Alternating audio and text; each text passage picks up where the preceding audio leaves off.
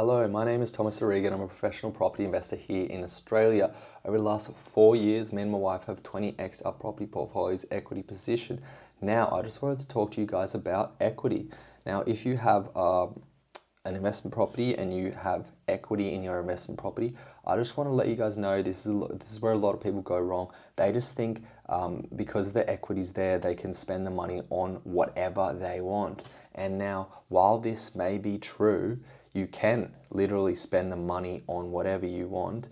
Let me just point out that the interest you pay on your loan, and I'm not talking about the principal repayments of reducing the total loan amount. And generally, I'll just say this, most sophisticated investors just pay interest-only loans. They pay interest, I don't really want to get into this, but just quickly, they pay interest-only loans to preserve their cash flow. Cash flow, if you don't understand cash flow and you want to be a professional investor, is something you need to definitely understand. Cash flow is something you want to preserve and you want to maintain and understand as a professional property investor. But back to my point, if you're paying interest-only loan on your investment property and you draw equity on your investment property and you use that equity to purchase another investment property, that interest and that equity is tax deductible. So when it comes to tax time, whatever you're paying, whether it be interest or you're using the equity to purchase another property, that's gonna be another loan, right? That you use because you used up the equity to purchase another property. It's all tax deductible. But here's where people go wrong, right? They'll see the equity, they'll see the cash there, and they'll use that money to purchase something like a car or go on holidays or whatever, right? Not related to investment. That money is not tax deductible.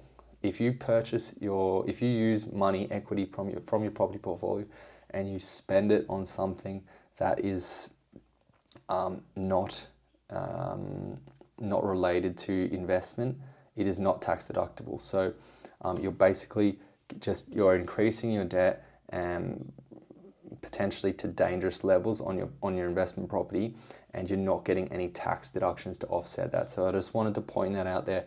If you are doing that sort of thing with your equity from your investment portfolio, I would say avoid that.